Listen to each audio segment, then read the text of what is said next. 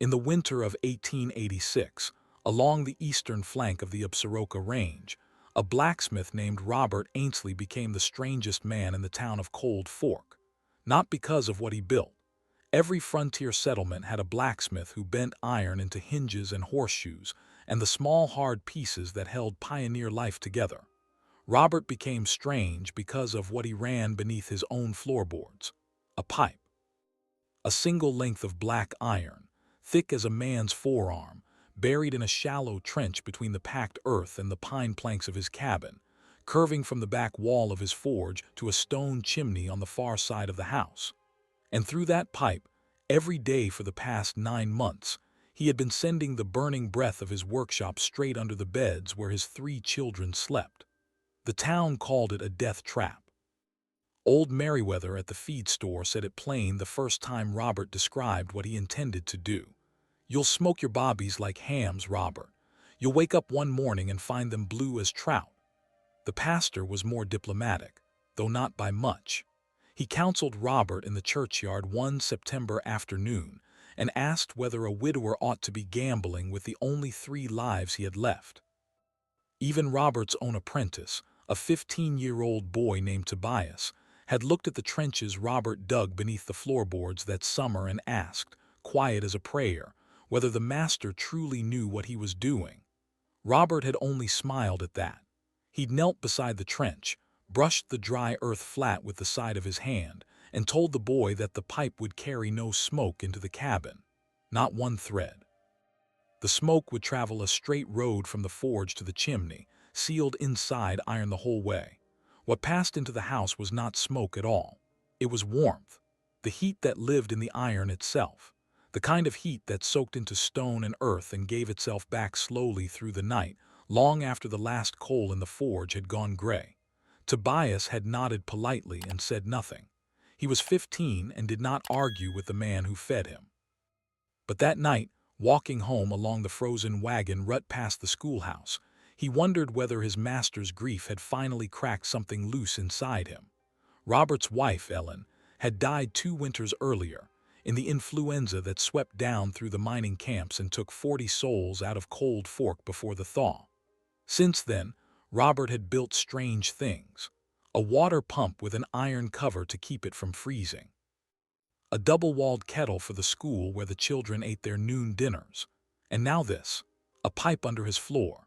The town had grown used to Robert's quiet oddness the way frontier towns grew used to any man who worked hard and kept his liquor down and never raised his voice. He was 34 years old, dark-bearded, thin at the shoulders, wide at the hands. He had come to Cold Fork from Boston in 1878 with Ellen, and a set of tools bought second-hand from a shipyard forge in Charlestown. He had learned his trade on ships first, iron ships that carried men across oceans he had never seen since. And it was on one of those docks, back when he was younger than Tobias was now, that he had first heard the story that would eventually change everything. But that story belonged to later. In the autumn of 1886, most folks in Cold Fork simply knew that Robert Ainsley was piping his forge fire under his own children's bedrooms, and that the winter ahead was going to prove him either a genius or a murderer.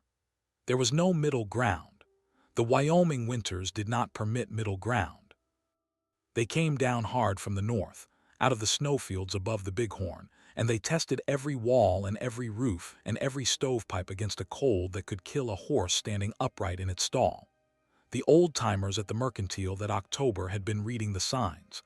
Thick coats on the horses, beaver dams built deeper than usual, a sky that turned pewter 3 weeks earlier than it should have. Something was coming, something they had not seen in 40 years.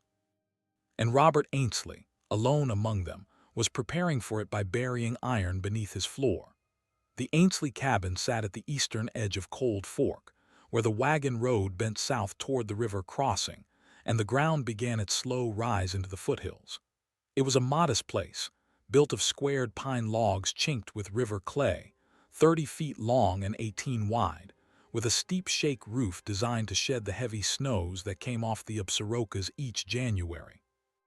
The forge stood behind it, a low stone and timber shed attached to the cabin's north wall by a covered walkway that Robert had raised the previous spring.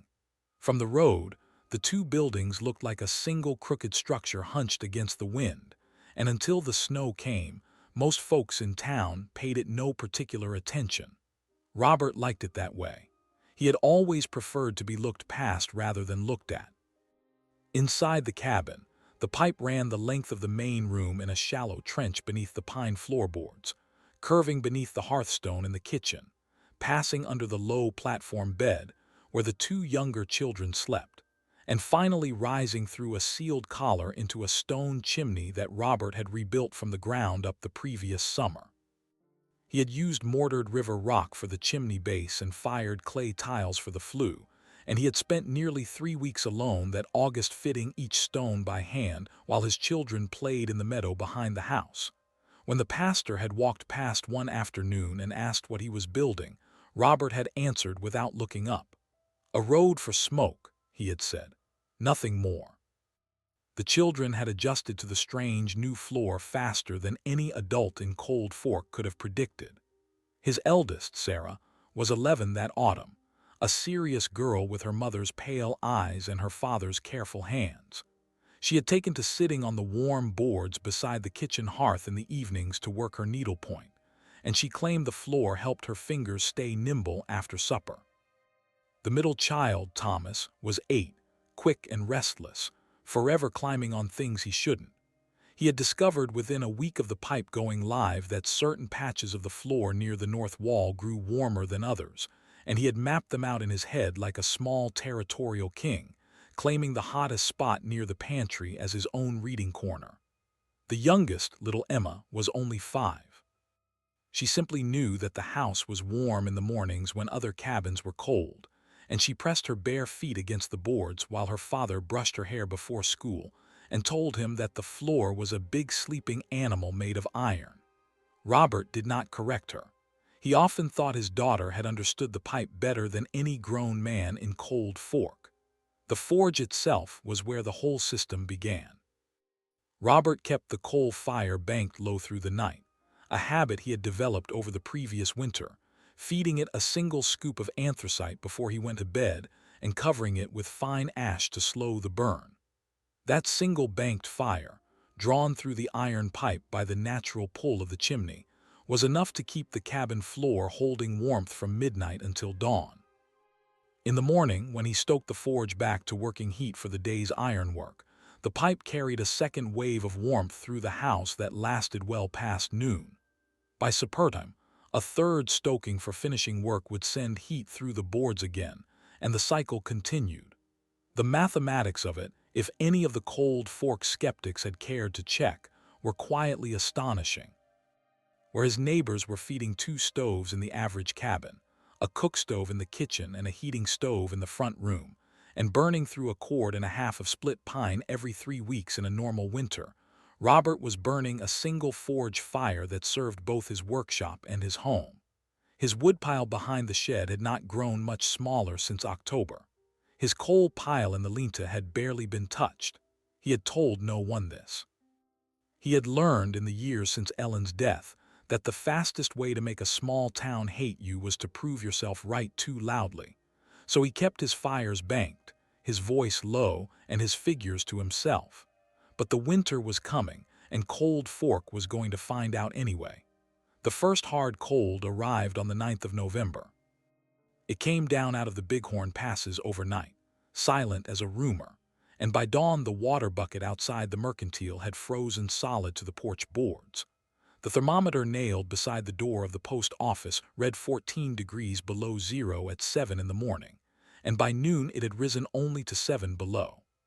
Men walked the main street of Cold Fork with scarves wrapped high across their faces and the icy air burning at the edges of their eyes. Horses steamed at the hitching rails. Chimneys smoked heavy and constant across town, thick gray columns rising into a sky the color of scoured tin. By the middle of that first week, the wood piles behind every cabin had started shrinking at a rate that made men uneasy. Old Merriweather, who kept a ledger on such things out of long habit, sat behind his counter at the feed store, and watched his customers come and go with the grim understanding of a man who had lived through the winter of '46. He had been 11 years old that year, a boy in a soddy on the eastern plains, and he still remembered the sound of his father chopping frozen fence rails apart for firewood after the cordwood had run out. He remembered the smell of green pine burning wet in the stove, the roof beams cracking overhead in the cold, the way his mother had wrapped his baby sister inside her own coat and held her against her chest for 3 straight days without setting her down. That winter had killed 9 people in their small settlement. Meriwether had not forgotten a single one of them. Now, watching his neighbors in Cold Fork buying more coal and more kerosene and more heavy wool blankets than he had ever sold in a single November, he began quietly to worry. He mentioned it once to his wife over supper on the 12th of the month. "Something's building up in that sky," he said, "same as before." She had only nodded and passed him the bread. There was nothing to say. What was coming, and no man in Cold Fork could shape it. Robert Ainsley came into the feed store on the 14th to buy a small sack of coffee and a tin of lamp oil. Meriwether rang up the purchase without speaking. He watched Robert leave. He noticed, as Robert stepped down off the porch and turned back toward the eastern edge of town, that the blacksmith looked calmer than any other man who had walked through the door that week. Not smug, not proud, just calm, like a man who had already done the hard part. Meriwether leaned on the counter for a long moment after Robert had gone. Then he called out to his wife in the back room. "Martha," he said, "how much would you reckon Robert's put up this year?" She came to the doorway and thought about it. "Same as always, I'd guess. 2 cords, maybe 3. He hauled some down from the North Timber in October." "That's what I thought," Meriwether said. 2 cords, and half the folks in this town are gonna burn through 6 before spring." He did not say more than that. But he thought about the strange pipe he had heard Robert was running beneath his cabin, and he thought about the way the blacksmith had walked out of the store just now, and he wondered for the first time whether the pastor and the barber and the schoolmaster and all the other voices of good sense in Cold Fork might have been wrong about the whole matter. He did not yet believe. Belief was a long road for men his age, but he began quietly to watch. Over at the school that same afternoon, the young schoolmaster, Elias Whitcomb, sent the 11 children home an hour early because the stove could no longer keep the classroom above 40 degrees. Elias was 23 years old, sent out from Ohio the previous spring by a church mission that placed teachers in western settlements, and he had never in his life felt cold like the cold that came through the schoolhouse walls that November afternoon. He watched the children pull their coats on with clumsy, stiff fingers and wondered, as he closed the drafts on the failing stove, how a building meant to hold learning could feel so much like a coffin waiting to be lowered. By the 3rd week of November, Cold Fork had settled into the rhythm of a hard winter. Wood consumption across town had nearly doubled from the previous year, and men who normally kept 2 cords behind their cabins were now begging or bartering for a third from the timber cutters up in the foothills. Prices at the mercantile crept upward. A cord of split pine that had cost $2.50 in October was fetching $4 by the last week of the month, and the timber crews were struggling to keep pace with demand because the snow in the high country had grown too deep for easy hauling. 2 of the freight sleds broke axles on the mountain road on the same afternoon, and after that, deliveries slowed to a trickle. The pastor, a stout man named Cornelius Hobb, began sleeping in his own church because the parsonage stove could not keep up with the cold at night. He hauled his mattress into the sanctuary and set it near the pot-bellied stove behind the pulpit, and he told his wife it was for prayerful reasons, though everyone in town understood the truth. The parsonage walls had been built too thin. Whoever had chinked them the previous fall had done a lazy job of it. And now, with the thermometer sinking toward 20 below at night, the good pastor was learning what men on the frontier had always known. Warmth was not a comfort. It was a wall between the living and the dead. At the Ainsley cabin, the floor stayed warm. Sarah still worked her needlepoint beside the kitchen hearth in the evenings. Thomas still claimed his reading corner near the pantry. Little Emma still pressed her feet to the boards each morning and told her father that the big iron animal was breathing beneath the house. Robert kept the forge banked at night and stoked it 3 times a day, and the pipe carried its steady, quiet warmth beneath the pine boards from one end of the cabin to the other. He did not speak of it in town. He did not need to. Word had begun to travel on its own. Tobias, the apprentice, was the first source. The boy went home each evening to his mother's cabin on the west side of town, and each night at supper he told her that the Ainsley place was warmer than any building he had ever set foot in. He told her the floor was so warm you could sleep on it barefoot in a nightshirt. He told her the cabin never felt drafty, never felt clammy in the corners, that the walls themselves seemed to hold the heat rather than shedding it. His mother listened, and then she told her sister, who told her husband, who mentioned it at the barber shop on a Saturday morning while waiting for a shave. And so the story of Robert's warm floor began to move through Cold Fork the way all frontier stories moved, mouth to mouth, ear to ear, gaining a little something with each retelling. Some men laughed. Some men frowned. A few began to wonder. Old Merriweather at the feed store started keeping a private tally in the back of his ledger. He wrote down how much would each customer bought each week, and beside those figures, he wrote nothing at all for Robert Ainsley, because Robert had not bought a single stick of firewood all season. The blacksmith was heating his home on the same fire he used to shoe horses and mend wagon iron and forge the small hinges and nails and pot hooks that Cold Fork depended on for its daily life. One fire, one pipe, 3 warm children. Merriweather stared at the numbers and shook his head slowly and said nothing to anyone. On the 24th of November, the first true blizzard of the season swept down out of the north. It came in the late afternoon, and it came fast. Within an hour, the visibility on the main street had dropped to less than 20 feet. Within 2 hours, the wind was strong enough to rattle the loose signboards on the mercantile and the barber shop, and men who had been out on errands were staggering home through drifts that had risen past their knees. The pastor made it back to his church only because he had roped himself along the fence line from the parsonage. The schoolmaster Elias Whitcomb watched the storm come from the schoolhouse window and understood that he was not going home that night. Elias Whitcomb had never been trapped inside a building by weather. He had read about blizzards, of course. Every teacher trained at the Ohio Mission College had heard the standard warnings about frontier winters, and he had listened politely at the time to men who spoke of snow that fell sideways and cold that could freeze a man's eyelashes shut. But listening was not living. And on that November afternoon, watching the storm swallow the last visible outline of the town beyond the schoolhouse windows, Elias Whitcomb learned the difference in a single hard hour. There were 3 children still with him. He had dismissed the other 8 at noon when the sky first darkened, and their fathers had come with sleds and mufflers to fetch them before the wind turned. But 3 had remained, because their farms lay too far outside town for a same-day pickup, and their families had arranged for them to board with the widow Halston across the lane during the worst weeks of winter. The widow herself was supposed to have come for the children at 3 o'clock. She had not come. Elias understood by 4 that she was not coming, and that no one else was coming either, and that he was now responsible for 3 young lives inside a wooden building, whose stove had already begun losing ground against the cold.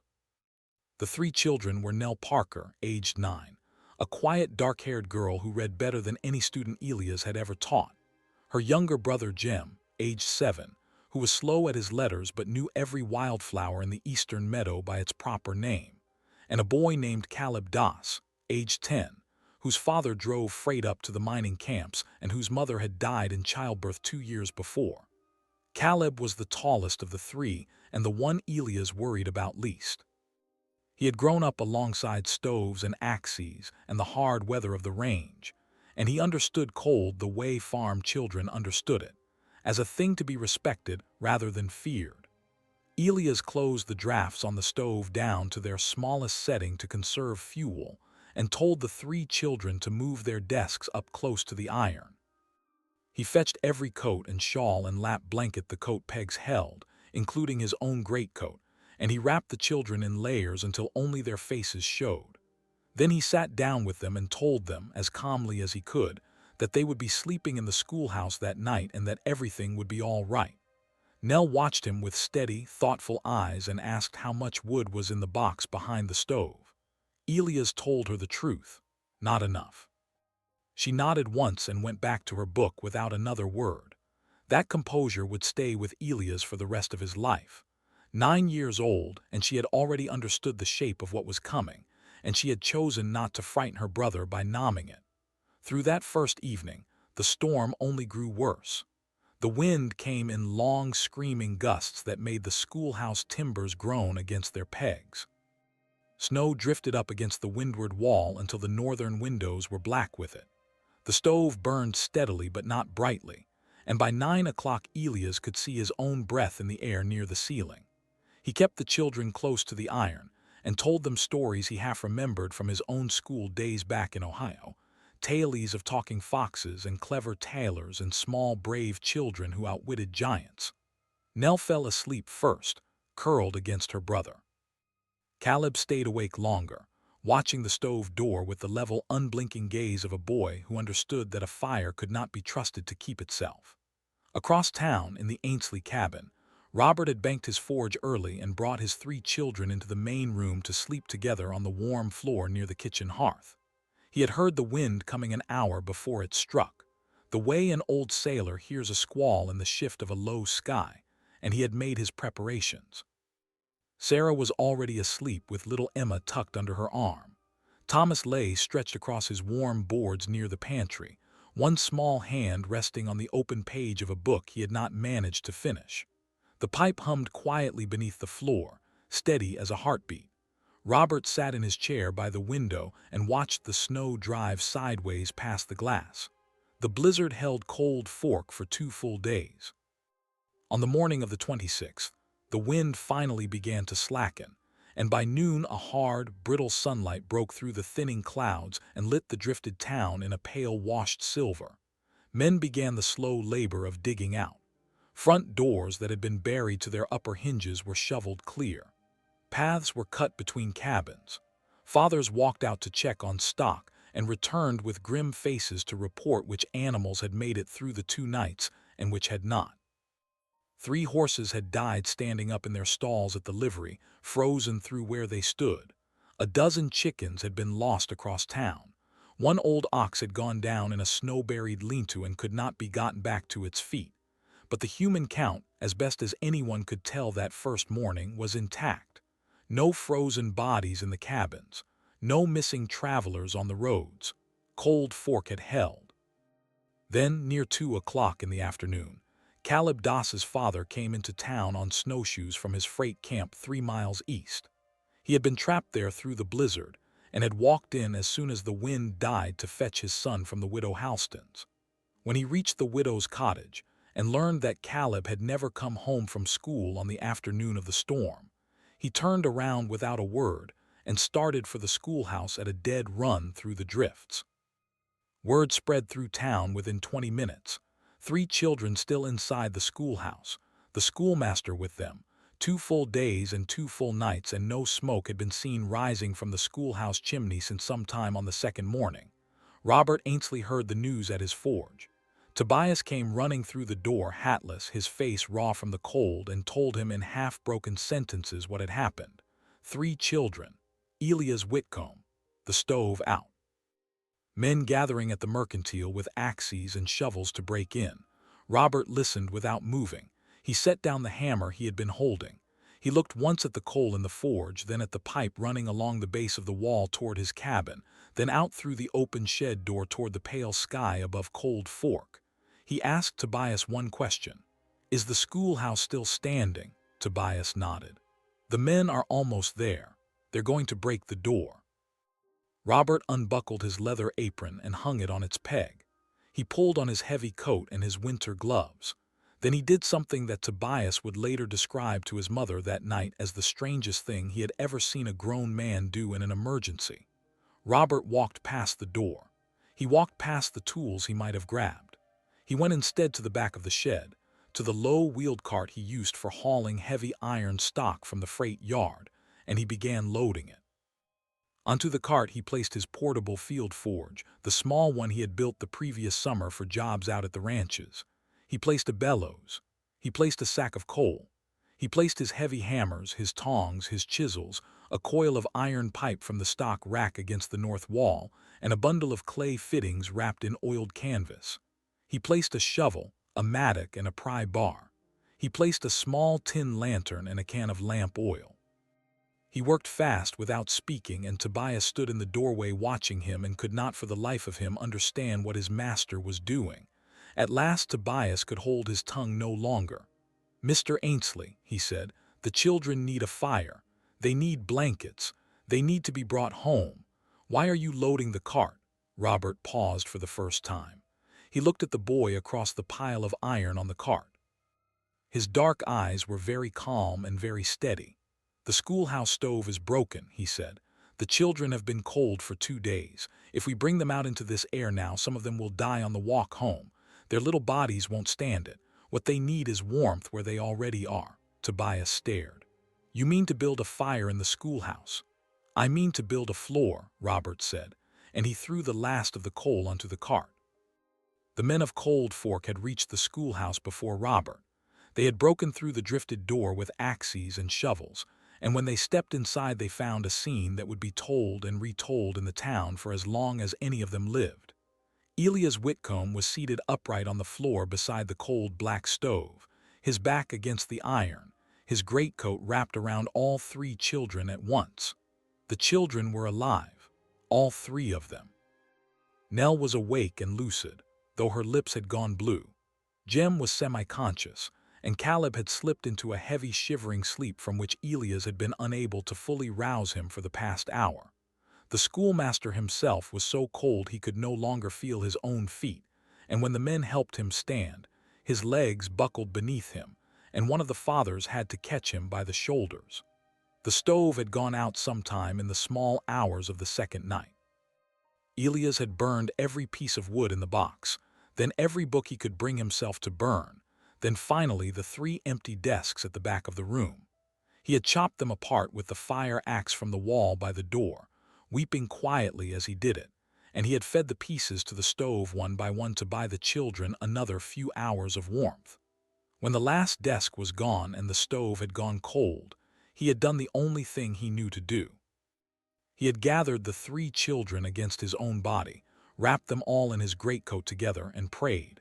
Caleb's father knelt beside his son and tried to lift him and could not because the boy was heavy but because his own arms had begun to shake. 2 of the other men stepped in and lifted Caleb between them. A third scooped up little Jem. Nell was helped to her feet and walked between 2 of the fathers toward the door. The plan, whispered urgently in the cold gray light of the classroom, was to carry the children immediately to the nearest cabin, which was the pastor's church only 100 yards down the road, and to warm them by the sanctuary stove. That was when Robert Ainsley came through the broken doorway, pulling his forge cart behind him through the snow. He took in the scene in a single glance. The men holding the children. Elias slumped against the stove. The cold. He spoke quickly and quietly, and later the men who had been in the room would say they had never heard Robert Ainsley speak with such authority in all his years in Cold Fork. "Don't take them outside," he said. "Not yet." The pastor, who had followed the rescue party from his church, stepped forward with real anger in his face. "Robert, these children will die if we don't get them warm." "What are you talking about? They'll die faster if you take them out into that air right now," Robert said. "Look at them. Their bodies have been shutting down for 2 days. The cold has gone deep. If you carry them through that wind, their hearts won't hold. I've seen it on the docks in Boston. Men pulled from cold water and warmed too fast. Their hearts stop." He looked at the men holding the children. "Set them down, right there by the stove, on the floor.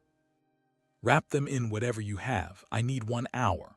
1 hour for what?" the pastor demanded. "To make this floor warm." There was a long silence in the schoolhouse. Snow drifted through the broken doorway and settled on the plank floor near where Caleb lay. The pastor stared at Robert as though the blacksmith had lost his mind. But Caleb's father, who had been watching Robert with narrowed eyes throughout the exchange, spoke suddenly and firmly. "Do what he says. Set the boy down." The men obeyed. They lowered the three children onto the floor beside the cold stove and packed every coat and blanket they had brought around them. Elias was helped into a chair and wrapped in a horse blanket one of the men had pulled off his sled. And then Robert Ainsley began to move. He worked faster than anyone in the room had ever seen him work. He pointed at 4 of the men and gave each of them a task. 2 were sent outside to shovel snow away from the schoolhouse foundation on the eastern side. 1 was sent to gather every axe and pry bar in the building. 1 was told to run to the mercantile and bring back all the fire brick they had in stock. Robert set his portable field forge on the floor near the broken doorway and lit it with practiced speed. Coal, kindling, 1 match, the bellows working steadily under his boot. Within 4 minutes, the little forge was throwing off enough heat to warm the immediate corner of the room, and one of the fathers moved instinctively to shift the children closer to it. Robert stopped him with a raised hand. "Not yet," he said. "That fire won't reach them where they are, and moving them again will cost them. Hold steady. The floor is what we need." He knelt beside the eastern wall of the schoolhouse, where the foundation stones met the pine planks, and he began pulling up floorboards with the pry bar. The nails shrieked as they came loose. Dust rose in the cold air. Beneath the boards lay the shallow crawl space of the schoolhouse, dry and dark and no more than 1.5 feet deep, the packed earth of the ground floor spreading beneath the joists. Robert worked along the eastern edge of the room, tearing up a strip of flooring 6 feet wide and running the full length of the wall, and when he had cleared it, he lay flat on his belly and stared down into the exposed space. Then he stood up and began digging. The pastor watched all of this with his mouth slightly open. He was a man who believed in prayer and in patient works, and what he was seeing bore no resemblance to either. Robert Ainsley was tearing apart the schoolhouse floor with the same hands that were supposed to be saving 3 frozen children, and the pastor could not understand it. Only Caleb's father, who kept his eyes on Robert throughout and would not be moved, seemed to trust what was happening. Robert dug a shallow trench along the exposed earth beneath the joists, running the length of the eastern wall from the front corner of the room to the back. It was 6 inches deep and 8 inches wide, and he dug it with the mattock and the shovel and the sheer physical fury of a man racing against a clock only he could see. When the trench was finished, he unrolled his coil of iron pipe and laid it into the channel. He fitted the pipe with clay collars at each joint, sealing them with a paste of wet earth and ash he mixed by hand in a bucket. He ran one end of the pipe out through a hole he cut in the eastern wall low near the foundation, positioning it so it would open just outside the schoolhouse into the drifted snow. He ran the other end up through the floor near the front corner, angling it toward where his portable forge already burned. The fire brick arrived from the mercantile, hauled in on a sled by 2 teenage boys who had been pressed into service. Robert lined the entry point of the pipe with the brick, sealing it against the wooden frame of the floor so no ember could touch the pine. He worked the seams with clay and ash until every joint was tight. He tested the draw of the pipe by holding a burning splinter to the near end and watching the flame lean cleanly toward the outlet. Then he coupled the near end of the pipe directly to the exhaust vent of his portable forge. The whole operation had taken 47 minutes. Caleb's father was keeping time on his pocket watch, and later, when men in the town asked him how long it had taken, he would tell them that number exactly. 47 minutes to run an iron pipe under a schoolhouse floor in the dead of a Wyoming winter. Robert stood up. His hands were black with ash and clay, and his coat was ruined. He looked at Caleb's father, and Caleb's father looked back at him, and neither man spoke. Then Robert opened the damper on the field forge fully, pumped the bellows in long, steady strokes, and the fire inside the little forge roared upward into working heat. Hot exhaust began to flow through the iron pipe beneath the reopened floorboards. Robert had left the floor open along the eastern strip, and one of the fathers, understanding at last, moved to lay down the boards Robert had piled to the side, replacing them one by one over the buried pipe. Within 20 minutes, the eastern half of the schoolhouse floor had begun to warm. Within 40, it was warm enough to lay a bare hand against. Robert had the men move the children onto that section of floor, wrapped in every blanket the room possessed, and he told them to lay the children flat with their bodies against the boards. The warming of the 3 children was the slowest hour any man in that schoolhouse had ever lived through. Robert would not allow anyone to rush it. He knelt beside Caleb, whose breathing had grown alarmingly shallow, and he placed his own bare hand against the boy's chest under the blankets and monitored the rise and fall for what felt like an eternity.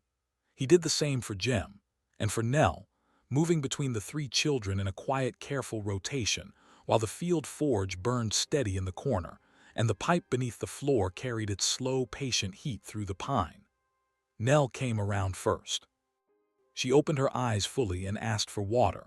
One of the fathers passed her a canteen, and she drank in small, careful sips the way Robert instructed. The color returned to her lips before it returned to her cheeks. She sat up under her own strength within the hour, and when she looked around the schoolhouse and saw the torn floor and the pipe and the strange forge burning in the corner, she asked in her quiet, thoughtful way what had happened. Her father tried to answer and could not because his throat had closed with something he could not name, and it was Robert who finally spoke.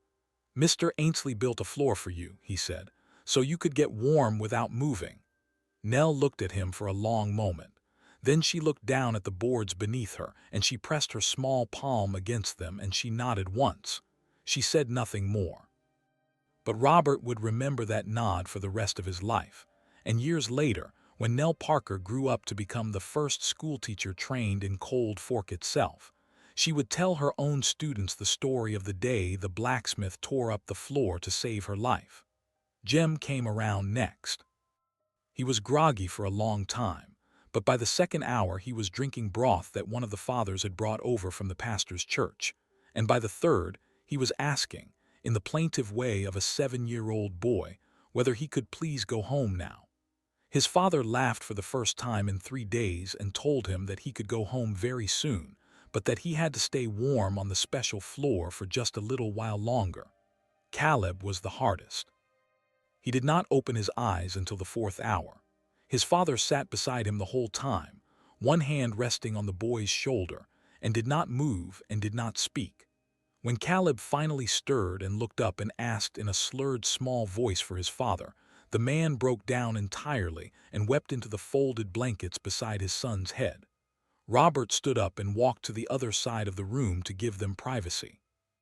He busied himself with the forge and did not turn back for a long while. Elias Whitcomb had recovered enough by the 2nd hour to sit upright and to understand what he was seeing. He watched Robert work with an expression the men in the room could not quite read. It was not gratitude, though gratitude was in it. It was not awe, though awe was in it too.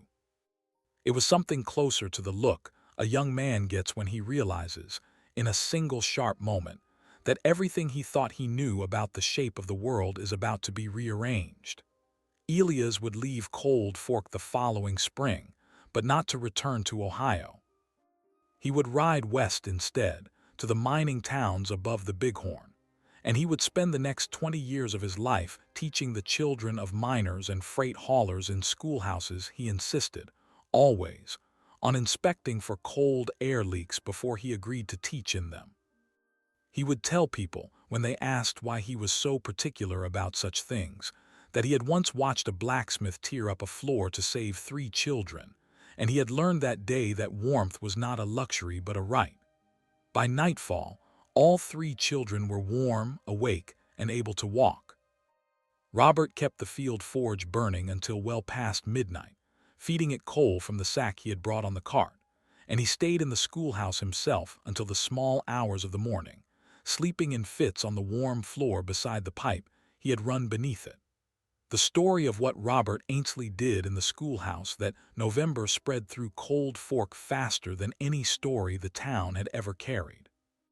By the end of the week, men who had once laughed at the pipe beneath his cabin floor were coming to his forge with their hats in their hands, asking whether he might explain the design to them. Robert did not turn a single one away. He drew the pipe in charcoal on scraps of pine board.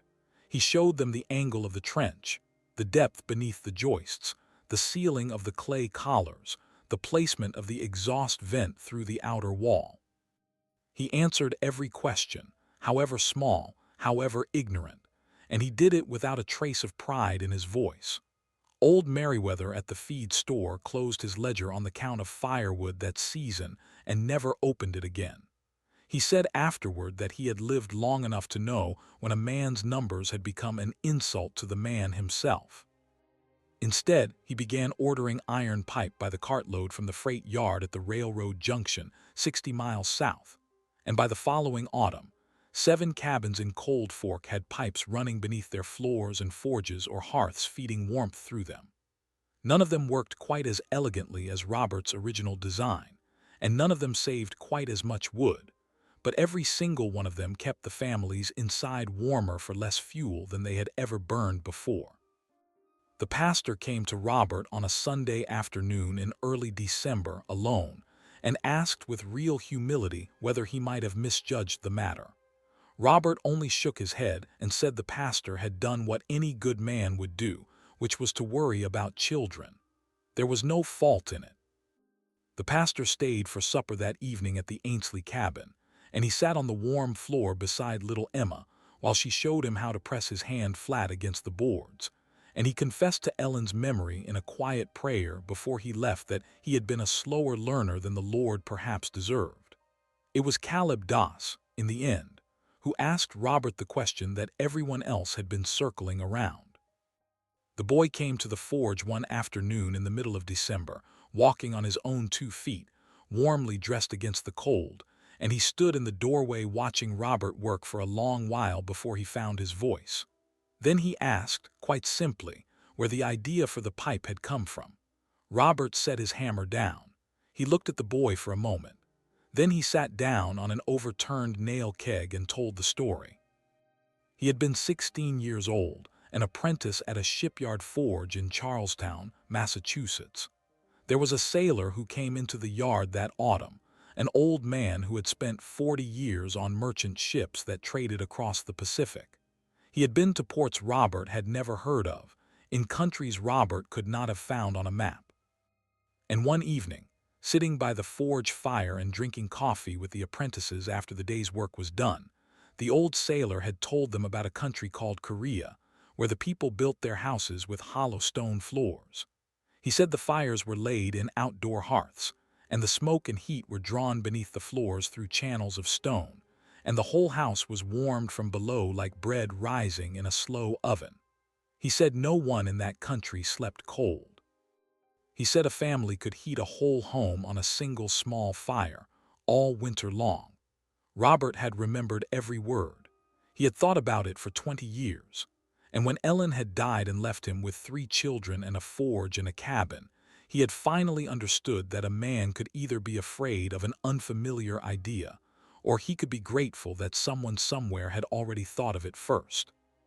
He looked at Caleb across the forge and said the words he would repeat many times in the years to come, whenever anyone asked him about the pipe beneath the schoolhouse floor. No idea is crazy, son, only unfamiliar. Somebody somewhere has already figured out most of the things we think are impossible. Our only job is to listen when they tell us. Caleb nodded slowly. Then he thanked Robert Ainsley, and he walked home through the snow, and the story went with him.